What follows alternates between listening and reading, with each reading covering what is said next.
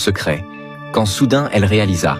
Sa mère n'était probablement pas humaine, car chaque fois que sa mère sortait, elle emmenait toujours un cochon avec elle. Plus étrange encore, sa mère partait toujours seule en voiture. À son retour le lendemain, le cochon avait disparu, et immanquablement, sa mère était couverte de sang. Témoin de cette scène, la petite fille comprit immédiatement que quelque chose clochait. Elle résolut de découvrir la vérité. La fois suivante où sa mère quitta la maison, elle la suivit en secret. Cependant, du fait de sa petite taille, elle ne pouvait absolument pas suivre le rythme de sa mère et ne rattrapa jamais la voiture.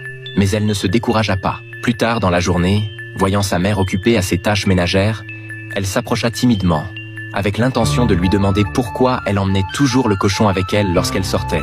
Avant qu'elle ait pu finir sa phrase, sa mère la réprimanda sévèrement.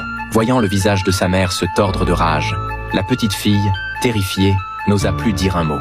Les jours suivants, elle n'évoqua plus jamais l'incident. Cependant, peu après, elle fit une découverte bouleversante. Cette fois, lorsque sa mère rentra à la maison, elle ramena son père, grièvement blessé.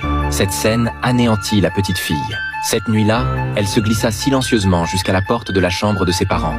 Mais avant même qu'elle ne touche la poignée, sa mère sortit soudainement de la pièce. Saisissant l'occasion, la petite fille se glissa silencieusement dans la chambre. Mais l'instant d'après, elle fut confrontée à une vision terrifiante. Après le départ de sa mère, la petite fille s'approcha prudemment de la porte, tentant d'observer discrètement ce qui se passait dans la chambre de son père. Mais à sa plus grande frayeur, elle aperçut une paire d'yeux rouge sang.